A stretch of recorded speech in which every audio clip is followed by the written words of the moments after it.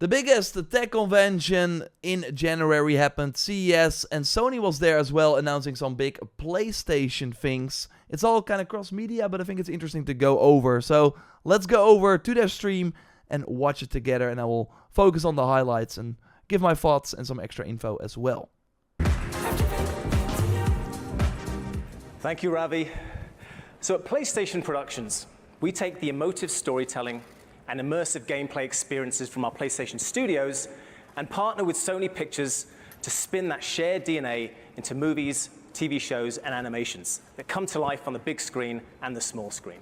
And naturally, we're thrilled that our colleagues on the anime front, Crunchyroll and Aniplex, are also taking the world of games and storytelling to new dimensions with Ghost of Tsushima anime series based on the popular online Legends mode from our critically acclaimed video game.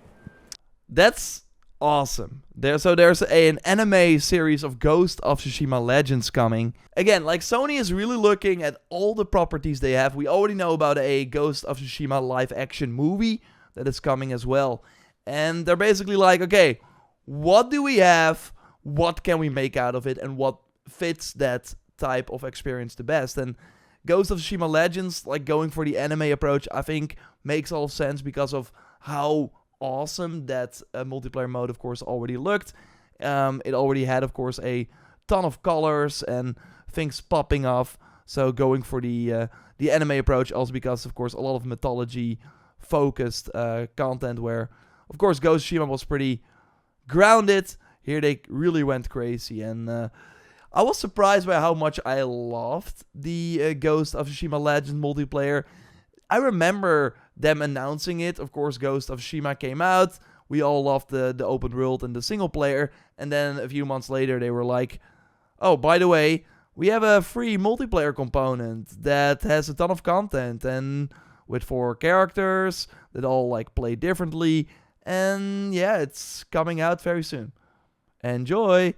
And especially the co-op nature, they really, sure, like the game plays a lot. Like they basically looked at Jin's combat styles and the way and the things he could do and divided those between 4 characters, and then for every character added some specific skills as well.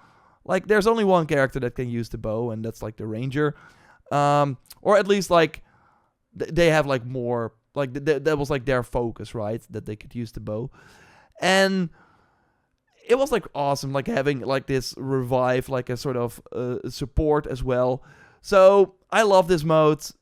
It really you had to play together. There were really a ton of mechanics where you had to focus on working together. So, I'm curious how they're going to translate that to an anime show. But it's probably going to look amazing. And, yeah, I mean, the Legends mode is kind of like a narrator talking about a story, and maybe that's what they're gonna do, or maybe they're going to create stories and actual characters. You would think so, right? In the anime show, we learned from Sucker Punch that it's coming out in 2027, so it will be a while before we see it. We got like the art right here, and this makes me hopeful that the Legends multiplayer comes back. Sure, it doesn't mean that it's actually gonna come back, but makes me hopeful that with Ghost of Yotei, they probably put that out. We, of course, know it's launching this year, and then hopefully once again, or maybe before launch, when I hopefully get the chance to interview them again, or someone else, I hope someone asks about the Legends mode, and hopefully they confirm that they are doing it. There were job listings about them looking for multiplayer people. So, like, my dream would be if they made, like, a standalone, like, more fleshed out Legends mode. But Sucker Punch is a small studio, and they can already use all the people they have for this big open world they're making with Ghost of Yotei. So we will have to wait and see. But maybe the 2027 is also when they will do the online mode. Maybe they're, we're gonna do a Ghost of Yotei first. After that's out, we're all shifting over to this online mode and kind of focus on that. And then launch it around the anime. We will have to wait and see. I totally think this makes me hopeful that we will get like a Legends in Ghost of Yotei mode as well, which would of course be very exciting. At Sony Pictures, we've had a great success in expanding on these powerful stories to excite fans and introduce new audiences to these vivid worlds. From such films as Uncharted, earning more than $400 million at the box office, Gran Turismo, as well as acclaimed award-winning TV series The Last of Us. I love how they're like, Uncharted made $400 million, Gran Turismo, and the award-winning Last of Us. They're like, Gran Turismo happened as well. And Twisted Metal. Oh yeah, and Twisted Metal happened as well. That's right, Ashley, and we're just getting started. Looking ahead. Oh no, there's way more coming. As to Aloy, where are you? We'll talk about the Horizon film in a moment. what might come next. I'm excited to announce that we are working with Sony Pictures on developing a film adaptation of our amazingly popular PlayStation game, Helldivers 2. Okay, so a Helldivers 2 movie is coming. Let me know if you're excited for that. I don't know. I hope it's not live action. As president of Screen Gems, and I'm excited to take on the first PlayStation horror game with Oh, they're not like talking. Of our amazingly popular PlayStation game, Helldivers 2. Okay, so they're not really talking about any specifics, but yeah, it's an early development. We of course know that Until Dawn is coming. these games comes down to one thing: respecting the source material. Our close collaboration with PlayStation Productions gives us and our filmmakers the advantage of working directly with the creators of the game. It's a careful balance of trying to identify and incorporate what the fans love about the game and the experience, as well as offering something fresh and exciting to entice newcomers. Yeah, I mean, it's like a full circle, right? Starship Trooper, Helldivers game, Helldivers movie. In adapting Until Dawn, filmmaker David F. Sandberg, who is a big fan of the wildly acclaimed game, took the essence of what makes the game great and selected elements we think are the most important to the fans and paid homage to it in the right way. We then built out Until Dawn's universe using the core premise of a group of friends who encounter a variety of terrifying threats to tell a new story that is truly visceral and horrifying. So yeah, like Last of Us, of course, very true to the game. It's basically, yeah, the first season is basically the first game. In Until Dawn, they're gonna do it differently. So on one end, that's great, because I'm now a bit more curious about the movie, because I, of course, played Until Dawn already. I know how it's gonna go. I do think for newcomers, for people who are not familiar with Until Dawn, that is a pretty cool story to see on the big screen. So I hope they, especially the sort of plot twist in that game, were really, really good. But some things did work better because it was a game where you were making choices. So maybe I'm like of two minds. This could go both ways, but I do think, okay, so it's about a group of friends who's gonna experience horror things. Okay, Cabin in the Woods. Like, we had many of these movies already. What does this, like, why is this special then, right? Apart from it being called Until Dawn. One of those connective threads between the game and the film is notable actor Peter Stormare, who voices the role of Dr. Hill in the game and also appears in the film. Okay, so that's kind of cool. Of course, you in Until Dawn had him like between chapters, right? Okay, that's kind of cool, I guess. Of course, I will leave a link to the CES presentation if you want to see it yourself. I want to move on to the next part. So our vast content creation in the gaming space has the ability to expand our creative and cultural influence. Horizon is one of our most exciting IPs, filled with so much potential to expand into new categories and genres. The most recent example is LEGO Horizon Adventures, which launched this past November. A playful story inspired by the world of Horizon and made fully out of LEGO elements. The game features a great main track written by rising artist, creator, and gamer MXM Toon, titled Post Apocalyptic Dance Party. We've also created a music video for that song with her. We leveraged the game assets produced with the Unreal Engine to transcend the boundaries from gaming into animated content to further extend the world of Horizon. Let's hear from It's like, I'm happy that they are very excited about this, because it of course came out, it came and went, it did not sell very well, I think. But them, like, they have like this presentation, 52 minutes, and to spend like 3 or 4 minutes, because this is all cars, right? This is all cars, Ghost of Tsushima Legends anime was like, hey, we're doing that. Helldivers was like, hey, we're doing that. They spent some things on Until Dawn because that's like a thing that's actually closer. For them to spend so much time on Lego Horizon is kind of wild to me. Look, this is all Lego Horizon. They're like, she's like gonna tell about how, and I don't want to like get claimed in this video, so I cannot really show this part because of the music, of course.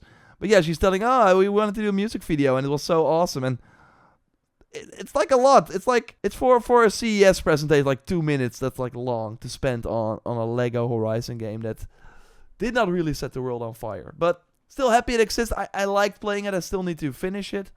But I thought that was interesting. Let's look, because the next announcement is more exciting. And also great that she's a fan of the game as well.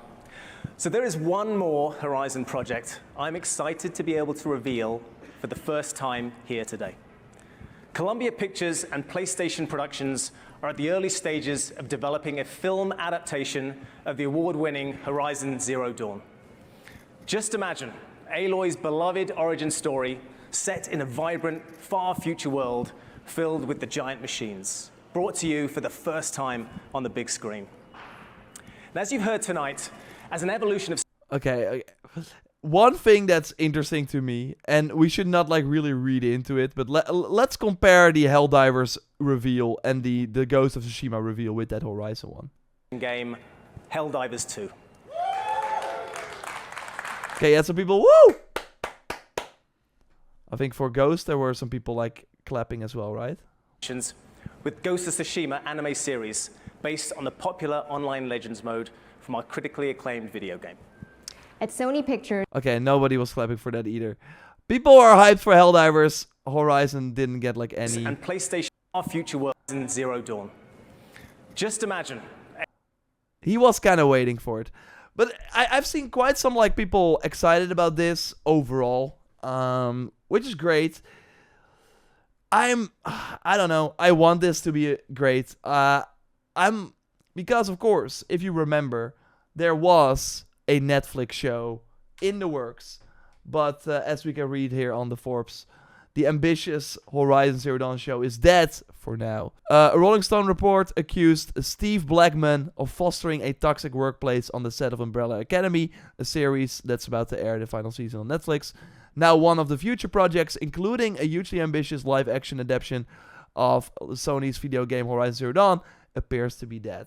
So basically, because he was the showrunner and a lot of bad stuff came out about this Umbrella Academy director Steve Blackman, they're not moving forward with the Horizon Zero Dawn Netflix show, and seems like instead they're done making a movie, unless there's still a Netflix show happening. It's kind of weird to me, because at one point they thought, okay, we're gonna do a TV show, right? And because the showrunner has like some allegations, they're okay, let's not do a TV show, let's do a movie instead.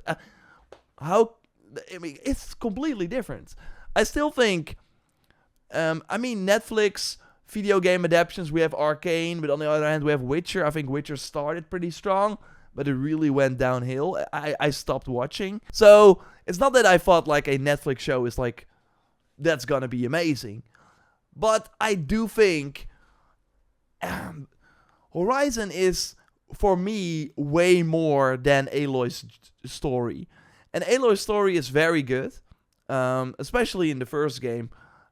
But, for one, we've now seen many iterations of it. We have Zero Dawn, the remaster, we have Lego Horizon. So yeah, we're gonna go through that story again. Let's go. And, that's not exciting to me as like a Horizon fan. I think that why, for example, The Last of Us really worked is that, sure, they did Joel and Ellie's journey, but to me, that was the least exciting part because I already knew how that was gonna go. I thought like the Bill and Frank episode and the start of the first episode where they have like way more world building, and that adds to my experience of the game. I'm like, okay, we only saw this part, and we know it was all canon. Neil Druckmann helped them create those extra moments that we did not see in the game, but did see in the series. And in the series, they have time for that. Because they have 8 episodes or whatever, like 8 hours of pure cutscenes basically. And I think an Horizon TV show could do that as well. Then it will not be Aloy having to save Meridian and the world. It will be about, I don't know, Peter, the Osram guy who goes hunting and suddenly finds himself with his hammer broken because he's getting hunted by scrappers, and then he's like, what the heck? Like, you could do so much cool stuff in this universe, and to then go for a movie where, I mean, the most recent movie I watched in cinema, I don't go to cinema that much anymore. I prefer waiting and then watching those movies at home. Like the Borderlands movie. Maybe that like kind of tainted my excitement for video game adaptations. But I can see them butcher this easily by really just being like, okay, these are the most important parts of the Horizon story. Boom, boom, boom, boom, boom. And then we have the movie. But I think setting up the world, like having one, like they could do so much in the TV show like the old world as well, right? Elizabeth Sobek, like working out, like actually having that war that happened that caused the whole destruction that we see in the Horizon. They could do so much cool stuff because they had the time. And now in the movie, it will likely be, the first scene will be, like a voiceover, and then we see what happened. It will be like 1 minute. It looked pretty cool. And then before you know it, you see Rost and like with the baby Aloy and being like, Aloy! And then it's gonna follow the game, right? I don't know. I have to wait and see. So is the series scrapped? I'm definitely gonna watch whatever comes out. Adrian, like, it seems like that. I don't know. The story of Horizon Zero Dawn is not bad. No, I'm not saying that. I'm more like saying that I think a TV show could really add to it, and I think a movie is not for us fans. I don't think it's gonna be better than the game. And I think, while I still like the Last of Us TV or the game more than the TV show, there were parts about the TV show that I liked way more than the game. Especially the extra world building and seeing that.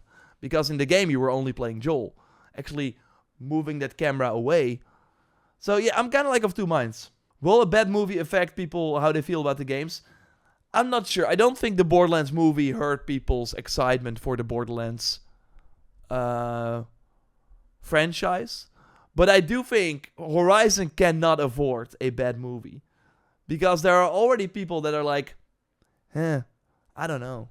Like, this should elevate. I don't know. I think a movie is just they can like easily screw that up.